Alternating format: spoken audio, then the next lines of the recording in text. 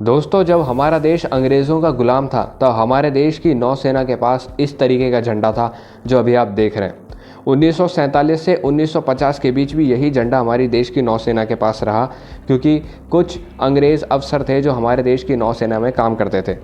बाद में 1950 से 2001 के बीच हमारे देश की उस समय की मौजूदा सरकार ने इस झंडे में कुछ बदलाव किए।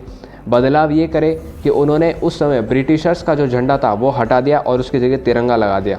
लेकिन ये जो रेड क्रॉस आप देख रहे हैं, सेंट जॉर्ज क्रॉस, ये पहले भी मौजूद रहा था और 1950 से 2001 के बीच भी मौजूद रहा।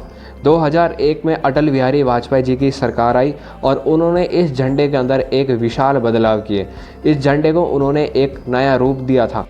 असल में अटल बिहारी वाजपेयी जी ने किया यह था कि ये जो रेड क्रॉस है, इस रेड क्रॉस को अटल बिहारी वाजपेयी जी ने नौसेना के नए झंडे से हटा दिया था और उसकी जगह एक इनोवेटिव सा पैटर्न देने की कोशिश की थी जो कि डायरेक्टली भारतीय नौसेना से लिंक भी करता था।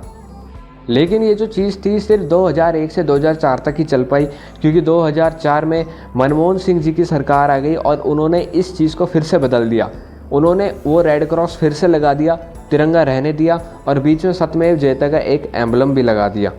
लेकिन अब खुश खबर ये है कि प्रधानमंत्री नरेंद्र मोदी एक बार फिर से इस झंडे के अंदर बदलाव करेंगे 2 सितंबर 2022 को कोची के अंदर।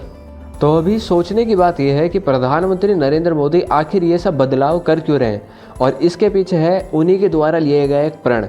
उन्होंने 15 अगस्त 2022 को लाल किले से प्रण लिया था कि वो तमाम चीज़ें मिटा देंगे जो अंग्रेज़ हुकूमत की याद दिलाती हैं। और इसी के कारण आपने देखा होगा कि हमारे देश के अंदर नई पार्लियामेंट का भी निर्माण शुरू हो चुका है, क्योंकि अभी तक जिस पार्लियामेंट में बैठ के हमारे देश के बड़े बड़े नेता बड़े बड़े फैसले लिया करते थे वो तो अंग्रेज़ों की बनाई हुई थी।